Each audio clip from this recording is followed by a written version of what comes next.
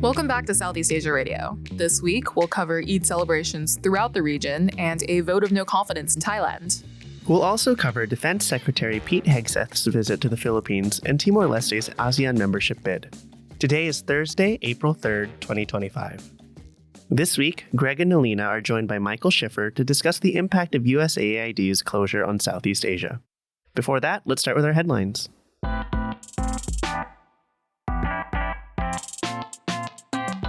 Eid Mubarak and Selamat Hari Raya to all of those who celebrate. This week, millions around Southeast Asia celebrated the end of Ramadan, a month of abstaining from food, drink, and other physical needs during daylight hours. During Eid, Muslims expressed their gratitude for the strength and patience shown during Ramadan. Celebrations look different across Southeast Asia. In Jakarta, President Prabowo Subianto hosted an open house at the Merdeka Palace, where government ministers and members all met in the spirit of unity and togetherness. In Kuala Kangsar in Malaysia, about 150 miles north of the capital city Kuala Lumpur, the sound of cannons brought in the start of Eid in an exciting fashion. The decades-long tradition defines the celebration, with locals stating that the holiday wouldn't be the same without the sound of cannons. Farther south on the peninsula, thousands attended an open house hosted by the Menteri Besar of Johor Bahru, highlighting community and a celebration around breaking fast. Also celebrating Eid is Brunei. In a speech on Sunday to the nation, Brunei Sultan Hassan al-Bolkiah shared his blessings with the country and to its individuals, while stating that the end of Eid marks a victory for Muslims who completed a month of fasting. Sounds like a great time. Let's move on to our first story. In Thailand, Prime Minister Paetongtarn Shinawatra survived a vote of no confidence on Wednesday, March 26th.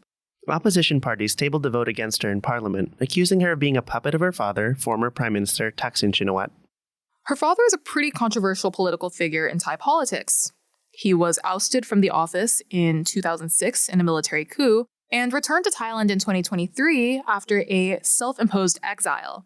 Now, Prime Minister Paetongtarn's opponents are saying that she's letting her father control her political decisions. Right. She's been accused of improperly favoring the interests of her family and her father. They also accused her of tax evasion and mishandling issues in Thailand, including the struggling economy, air pollution, crime, and corruption. Prime Minister Paetongtarn took office in August 2024, and this is the first vote of no confidence against her. She survived the vote pretty easily with the backing of 319 votes and 161 votes against her. But this probably isn't the end of Paetongtarn's political troubles. Public confidence in her government is low. According to Thailand's National Institute of Development, a little over 45% of respondents were satisfied with Paetongtarn's first 6 months in office. It'll be interesting to see how the Thai government handles things from here on, and we'll continue to bring you the important developments as they happen. U.S. Secretary of Defense Pete Hegseth made his first trip to Asia since taking up his position in January. His first stop was Manila on March 27th, followed by a stop in Japan on March 30th. It's been a big week for Secretary Hegseth. Right as he was heading to Hawaii for a stop at Indo-PACOM on his way to Asia, Hegseth was wrapped up in controversy surrounding his use of Signal to communicate information about a U.S. military strike in Yemen. But that didn't stop Hegseth from making these visits to two of the United States' most important allies in Asia. In the Philippines, Hegseth met with President Ferdinand Bongbong Marcos Jr. and Secretary of National Defense Gilberto Teodoro Jr. During his visit, Hegseth reiterated the United States' ironclad commitment to its alliance with the Philippines and vowed to reestablish a U.S. warrior ethos to deter China. He also announced that the Trump administration would unfreeze all $500 million in security assistance pledged by the Biden administration in June 2024, after a pause was put on all of U.S. military aid by Trump in January. That's a pretty significant move. Part of this payment had already been exempted in February when the U.S. disbursed $336 million of its pledged military aid to the Philippines. At a joint press conference, Hegseth and Teodoro announced some other new agreements. That's right. First, they announced that the U.S. will deploy additional advanced military capabilities to the Philippines as part of the annual U.S.-Philippines joint exercise, Balikatan, which will be held in April and May this year. The two defense officials also announced an agreement to prioritize bilateral defense industrial cooperation and an agreement to launch a bilateral cyber campaign. The Philippines has also been active in ASEAN affairs and has been especially vocal about Timor-Leste's ASEAN membership bid. Timor-Leste, which has been independent from Indonesia since 2002, has been seeking ASEAN membership since 2011. After gaining observer status in 2022 and securing a preliminary agreement in 2022 as well, a final vote on its accession is expected in May 2025. Oh, that's coming up. Timor-Leste's president, José Ramos Horta, expressed confidence that the membership roadmap is 80% complete, and Malaysia has pushed to expedite the process, proposing that Timor-Leste be given 5 to 6 years post-membership to fulfill any remaining obligations. Things are looking up for Timor-Leste's bid for ASEAN membership then, right? Sorta kinda. Except the Philippines has warned that Timor-Leste's refusal to extradite Arnolfo Arni Teves Jr. could jeopardize its ASEAN bid. Teves, wanted in Manila for the 2023 assassination of former Negros Oriental Province Governor Joel Degamo and other charges, was arrested in Timor-Leste's capital of Dili in June 2024. However, on March 20th, 2025, Timor-Leste's Court of Appeals denied the Philippines' extradition request, citing its own constitution, which prohibits extradition where there is a risk of torture or cruel treatment. The Philippines is leveraging this extradition case to pressure Timor-Leste by tying the issue to its bid for full ASEAN membership. As one of ASEAN's founding members, the Philippines holds significant influence within the bloc and has implied that Timor-Leste's refusal to extradite Teves, who is facing multiple murder charges and has been designated a terrorist by the Philippine government, could complicate or delay its accession. Justice Secretary Jesus Crispin Remulla has emphasized the case is a simple matter of deporting an undocumented Filipino, criticizing Timor-Leste's court decision as an overreach. By framing Timor-Leste's refusal as inconsistent with ASEAN's principles on law enforcement and regional security, the Philippines is signaling that resolving the Teves case is a prerequisite for securing Manila's support, effectively using ASEAN membership as leverage to compel compliance. With the vote for accession coming up so soon, hopefully the two countries can work together to overcome this issue. We also wanted to take a moment to recognize those who lost their lives over the last week from a 7.7 magnitude earthquake that's epicenter was near Mandalay, Myanmar. As of March 31st, the official death toll is at an estimated 1,700 people, though the figure is still evolving and is unfortunately likely to be higher than official statements. As search and rescue is ongoing, we hope these efforts are successful and wish for the speedy recovery of all affected communities in Myanmar, Thailand, and around the region. And those were our headlines for today. Did we miss anything that you wanted to hear about? If so, please write us at scaradio@csis.org or DM us on your favorite social media platform. Up next, Greg and Alina's conversation with Michael Schiffer. Stay tuned.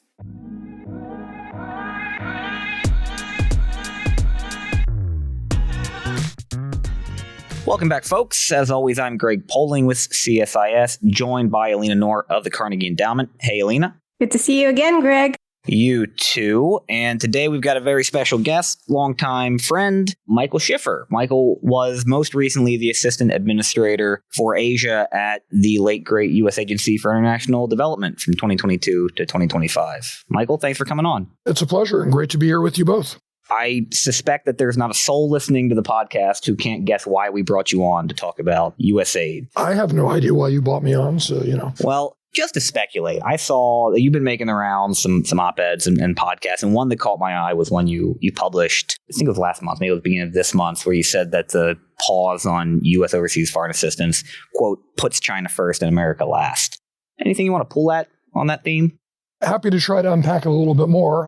Look, multiple administrations, for the past 25, 30 years have thought about folding USAID into the State Department or different ways in which we could better align our defense, diplomacy, and development efforts. So from my perspective, there's nothing wrong with going through the process of thinking about how can we be more effectively and efficiently organized, right? And at the end of the day, we also need to recognize that why we do this work for foreign assistance and development is national security, right? The how we do it through foreign assistance is because that is a particularly rich and effective way to work certain parts of the national security problem set. I think there are a variety of opinions, and we can talk about it if you want, on the why we're reforming or realigning USAID, why we're looking at how our foreign assistance dollars are spent, where I think there are a lot of very legitimate questions, right? Where reasonable minds can differ on what we should be doing. I think what's been shocking about the past couple of months is the how, because the wrecking ball that has been the Doge-led effort to take apart USAID has created a vacuum in its destructive power, in which we know and we see Beijing more than happily stepping into to be able to assert its interests and shape the Indo-Pacific and Southeast Asia in particular in ways that are congruent to the PRC's interests and not to our interests. And so that's the part that really most deeply troubles me about the way in which the Trump administration has gone about this. Not that whether or not this is a reasonable thing for us to be debating and discussing about how to reform and realign our foreign assistance, but the opportunities that they are presenting to the PRC to be able to step into the breach and to be able to start to exercise additional undue influence in ways that are going to create a world and a region that is not to our liking and not to our benefit. Michael, maybe I can prod you a bit more on that. Where I guess I don't know what the timeline is looking like on these cuts, but it sounds almost like you've reconciled yourself to the notion that this is the end of USAID as we all previously knew it. Is that the case? Like, is there a chance of AID being resuscitated in another time? If I were giving you betting odds, I would say that that is highly unlikely. I think the administration is fully committed to the realignment of USAID into the State Department. Parts of it may go to the Development Finance Corporation. There are a number of questions that are out there, and they're looking at the last thing that I saw, sort of a September 30th deadline now for that work to be complete. Personally, and I guess this is, one of the benefits of being a Jubu and doing my practice for non-attachment. I have lots of emotional reasons why and policy reasons why I think USAID was and would be a good institution as we think about that 3D approach and how you organize the U.S. government to be effective in the pursuit of our national security and our foreign policy. But really, what I have my eye on is not the bureaucratic structures, but the functions and the operations that they carry out. And it is done right, very possible to imagine a world in which the operational expertise, the comparative advantage that the USAID technical, health, education, humanitarian assistance, and disaster relief specialists bring to the game are retained through the State Department. I think it's tricky because the State Department is not the same sort of operational entity that USAID was and is. There are cultural questions. There are a raft of a wiring diagram and organizational issues that have to get answered. But really what we should be focusing on is the functions that we want the U.S. government to be able to perform on its own behalf in the interest of American national security and on behalf of the international community, as we're looking to create a world that is more congruent with our interests and values. And so I guess, I think it's counterproductive to have gotten rid of USAID and particularly gotten rid of USAID in the way in which we have, right? It's tantamount, if we were talking on the hard security side of the house, it's tantamount to unilateral disarmament that we've done this. But the important question now is how to maintain the functions and the operational capacity that we have so that the tools in the foreign policy toolkit that USAID spoke to and represented are able to still be exercised and used by the U.S. government going forward. I think you capture something that hasn't gotten enough attention in the reporting, which is the nature of the shutdown. If the administration had decided to fulfill existing grants and cooperative agreements through the end of the fiscal year, to give implementing partners and NGOs on the ground time to adjust and seek other partners, I wouldn't say there wouldn't be any damage. There certainly would be damage to U.S. credibility, but this sends a message of U.S., I think, both incompetence and callousness that's extremely damaging. Whether or not the U.S. provides X amount of money for TB clinics in the Philippines or for demining in Cambodia, I think matters less than the overarching narrative of U.S. retreat.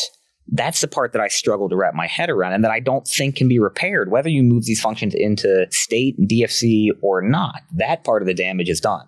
I think that's spot on, and I think that question about our credibility is one that is going to haunt us for years, right? And it's not just implementing partners and NGOs, it's also development partners. I think of in the Indo-Pacific and in Southeast Asia in particular, Japan and Korea and Australia, where we've had a number of joint projects with them where they're now left holding the bag. I was having a conversation earlier today, in fact, with I'm going to protect the innocent with a colleague from one of those 3 development partners about the open radio access network academies that we have been standing up in the Philippines to try to build safe, reliable, secure digital architecture for the Philippines and for Southeast Asia more broadly, and to be able to provide an alternative to Huawei for the region, for 5G, and as we look forward to whatever the world of 6G or beyond is going to look like. We have now left our partners holding the bag. They don't know whether they'll be able to bring together the funding to make up for the gap, or if they're going to have to pull out entirely. They don't know whether or not, without the United States there as the catalytic element to move things forward, there'll be the diplomatic will and the political space to be able to move forward. And again, Beijing is pressing back hard, right? And this fits to your point about reliability and callousness, right? The Beijing narrative for the past decade or more has been that the United States is not a reliable partner, and that we're not going to be an enduring feature of the landscape in Southeast Asia or the Indo-Pacific more broadly, but that China, Beijing, has been there, is there, and will always be there. And this fits perfectly with those talking points that the PRC's diplomats are deploying now with glee and delight in every capital of the region.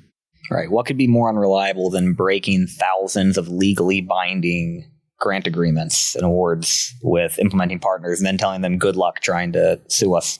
We had a preview of this, right, when the first Trump administration basically ripped up international agreements. But I think this underscores that callousness on a different level. Michael, you talked about the ORAN academies, and we've seen some reporting on how the cuts have affected some really vulnerable areas of work that our partners in Southeast Asia in particular were doing, right? Climate mitigation, trying to stop wildlife trafficking, that is. Are there any particular areas that come to your mind that you're most dejected about with these cuts? You're asking me to choose my favorite child. It's hard to think of, where I'm most dejected, because I find it all to be so unrelentingly depressing as I think about America's role and leadership in the region and the damage that we are doing to ourselves with this approach. Look, climate, as you mentioned, is an existential issue for many of our partners in the Indo-Pacific, in both, maritime and mainland Southeast Asia. That is going to be a major, major challenge if we cannot demonstrate to our partners that we care about the things that they care about. And that comes with real diplomatic costs when we then think about the other things that we want to be able to do when it comes to force posture, when it comes to, diplomatic action through ASEAN and other multilateral regional institutions to try to counterbalance malign PRC activities. If you can't demonstrate our goodwill and partnership, it presents real barriers to entry. Obviously, there's been a lot of focus on some of the global health issues, and with real reason. PEPFAR funding, for example, although that's kind of sort of, back in the game. If you think about the HIV/AIDS crisis that hasn't happened in Vietnam, right? So the dog that didn't bark, something that everybody was expecting. That has been largely because of the leadership and partnership that we've been able to demonstrate in the work that we've been able to do through our global health programs in Vietnam and in Southeast Asia, addressing HIV/AIDS, along with TB, malaria, and other infectious diseases. If that goes away, what we're going to be left with are much more stressed regional governments who are going to be facing much greater challenges and who will be ill-positioned and ill-inclined to be partners with the United States on the issues that we care about and where we're going to want to see their action and engagement. It seems to me like the core mission of USAID upon its authorization during the Kennedy administration was to avoid those second-order effects, right? Countries suffering from food security crises, health security crises, et cetera, are not capable of being resilient partners to the United States, and ultimately they lead to a more fragile international order that damages U.S. national interests. It seems unlikely to me that this administration is interested in hearing about those second-order effects, that the gauge by which they will judge the success of any overseas assistance, it has to be a more primary effect. Like, show me how this leads to a U.S. interest immediately in the short term. And on that front, Southeast Asia, I mean, obviously they're not going to be receptive to climate change arguments, and I'm not sure they're going to be very receptive to things like support for peace building in Mindanao and the southern Philippines or global health issues. But some of the things that jump out to my mind is there was a lot of work being done on supporting communities around the EDCA sites in the Philippines to make sure that the U.S. military maintains access. The role of demining and dioxin cleanup in Vietnam, Cambodia, and Laos that helped drive that rapprochement over the last 30 years. All the work on the Thai-Myanmar border that has created, in many ways, the bastions from which the NUG and its affiliates are fighting the Burmese junta. Those seem like the kinds of projects that there should be an obvious argument that without these, there is a direct, measurable, and immediate impact to U.S. interests. Yeah, look, I'm obviously biased and inclined to agree that there is an argument. Stepping back, to 1961 and the creation of AID, and to Alina's earlier question about my being reconciled to what sort of future USAID has, the world of 2025 is not the world of 1961. If we were sitting down with a blank sheet of paper today to design U.S. foreign assistance, economic and trade institutions, it wouldn't look anything like what we have. And so I start from it being a very reasonable question to ask, to question the assumptions. Are we organized in the right way? Are these institutions serving the world that we live in now as opposed to the world that we used to live in? And, if we think that in small or in large measure they're not, we should reform them, right? That's in a certain sense, like I'm a progressive for when Democrats were progressive in the John Dewey sense. And that means you're constantly experimenting and you're taking on your empirical evidence and you're adjusting and readjusting as you go, as you look to build a more perfect machine. And so I would agree, there is a lot of work that was being done to bring USAID's work into tighter alignment with the challenges that we face in 2025 with great power strategic competition from the PRC that are different than the challenges that we faced in the Cold War when USAID was originally stood up, or that we faced 30 years ago in the unipolar post-Cold War moment. And we were doing that work. You mentioned, the alignment with USAID and Indo-PACOM working closely together to demonstrate to the Filipino people through our humanitarian assistance and disaster relief work the value of the EDCA sites that then had positive overflow equities for U.S. force posture in the Philippines to help make that more sustainable. We were doing work on the ASEAN energy grid to make sure that we were building a grid for our partners in Southeast Asia that was beneficial to them and ran east to west or north to south, as opposed to everything getting sucked up north in ways that would not be beneficial either economically or environmentally to Southeast Asia. The work that we did providing technical assistance for ASEAN's single window, helping to stand that up in ways that reduce trade friction, both within the ASEAN region, but also between ASEAN and the United States, that helped to drive economic growth and prosperity, both in Southeast Asia, but also here in the United States. I think there are lots of arguments for the direct beneficial effects when you're thinking in very, very hard-nosed terms about the national security benefits of foreign assistance. Vietnam, Cambodia, Laos, sort of the war legacies work, that may still fall under the second order effect, but I think there's a straight line from that war legacies work to the comprehensive strategic partnership with Vietnam. And if that goes away, that will create a drag for being able to move the CSP forward to its fullest potential. I don't think we need to shy away from being able to make those arguments about those benefits for the United States that our foreign assistance work provides. It is morally good. It does provide for a better life for our partners, but it's not done solely as charity. And that's fine. This is foreign policy and national security work. And that's why, as I mentioned before, right, this is, again, from my perspective, to unilateral disarmament. These are important foreign policy and national security tools that we're simply taking out of the toolkit and tossing into the gutter. That makes very little sense to me, aside from, the moral and ethical costs of the impact that this is having on local populations and local communities. Michael, are there any spillover effects from these cuts and shutdown of programs that draw in U.S. allies? In other words, can U.S. allies pick up where the U.S. has left off?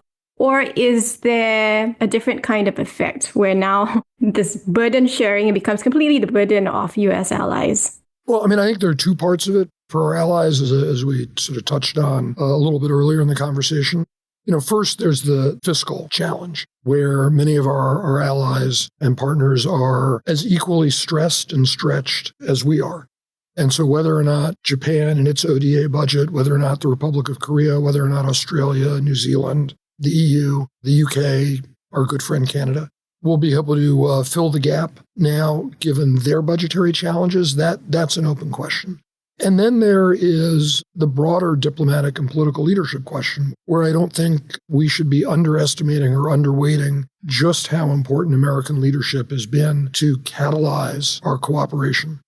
Left to their own devices, and this is not meant to be critical, but left to their own devices, neither Japan or the Republic of Korea would have driven the trilateral cooperation that we've seen over the past several years, including in the development space, that is now, I think, going to wither on the vine. If we're not there, I'm not a big fan of former Secretary Albright's indispensable nation verbiage, but if we're not there as a catalyst, as a convener to mobilize, to cajole, to provide moral leadership and suasion, things don't happen.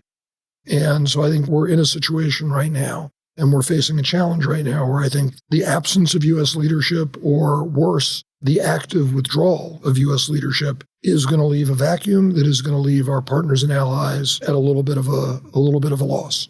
And it's not just USAID, although this has, I think, been the one of most immediate impact in the region. It's Voice of America and Radio Free Asia, U.S. Institute for Peace. It seems a systemic effort to dismantle all the tools of what we would have called soft power. Almost a philosophical objection to the idea that anything other than military might and economic leverage matter. If partners and allies are looking for a silver lining on that front, some evidence that maybe the second Trump administration hasn't entirely abandoned the free and open parts of their free and open Indo-Pacific that they ballyhooed the first time around.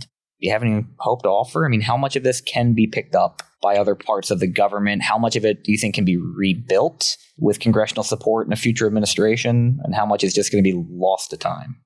I'm neither optimistic nor overly pessimistic. And I would offer, on the economic leverage side of the house, one of the other tragedies in what we've seen over the past couple of months is, as we think about the geoeconomic as opposed to the geostrategic or geopolitical challenges that are increasingly defining competition in the 21st century, foreign assistance and USAID is one of the institutions that has been front and center in trying to forge, what is a functional geoeconomic order that is consistent with our interests and values. I mentioned the ORAN academies in the Philippines.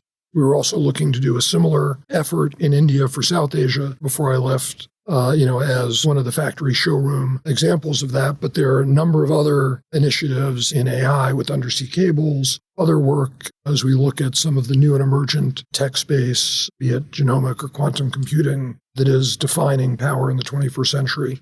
That is being lost as well. So in the economic leverage sphere, I think this is also putting us at risk. I think the issue for me, and we'll see, how we skate up to this September 30th deadline and whether or not there are more constructive proposals that are put in place now for how to stand things up and realign this work at the Department of State. But I think the real risk factor for me is that the world, and Beijing in particular, they're not going to wait for us to get our act together. They're not going to wait for us to rebuild. We're not going to be able to step back in a year from now, 2 years from now, and sort of say, guess what, everybody, we're back. We're ready to get to work again. The world will have moved on. The blows to our credibility and partnership will have taken their toll. Trust, once broken, is hard to reestablish.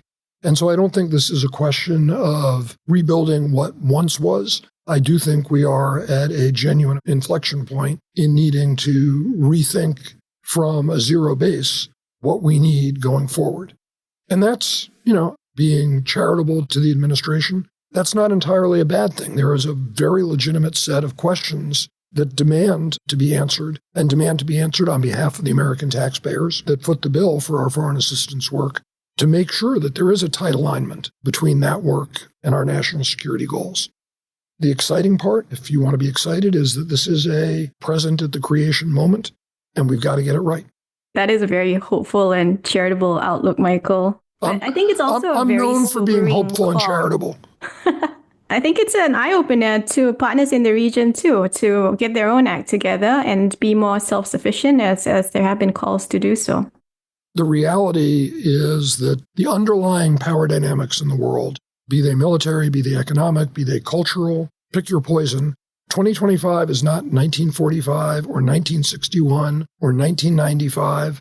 We are in a different world. The institutions, the organizations, the policy needs to reflect those underlying realities if it's going to be successful.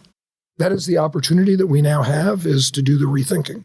I think it's unfortunate that we've gone about doing the destroying in such a brutal way that, to Greg's earlier point, hasn't allowed us to choreograph a handoff that would maximize our chance of success and mitigate against the risks that we've created for the PRC to be able to step into the breach in ways that I think are going to be uncomfortable and unhappy making. But asking those very fundamental questions, that is good and important work for all of us to do. Well, Michael, thank you so much for joining us. Alina, thanks as always. And thanks all of you for listening to what I will admit was a depressing episode of Southeast Asia Radio with maybe a sprinkling of hope toward the end. In addition to being hopeful and charitable, I'm known for being depressing. We'll see you in 2 weeks for the next episode of Southeast Asia Radio.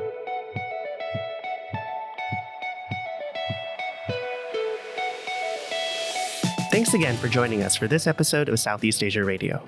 Feel free to write us with any questions, comments, or feedback at searadio@csis.org, and we'll be sure to answer any burning questions you have. Do us a favor and subscribe and give us a rating on Apple Podcasts or Spotify or whatever streaming platform that you listen to us on. Tell your friends about us. Marla Hiller is our producer, and our interns are Sophia Datta and Gemma King. Our co-hosts today were Greg Poling and Alina Noor. My name is Jafet Kitson. And I'm Lauren Mai. And we'll see you in 2 weeks for another episode of Southeast Asia Radio.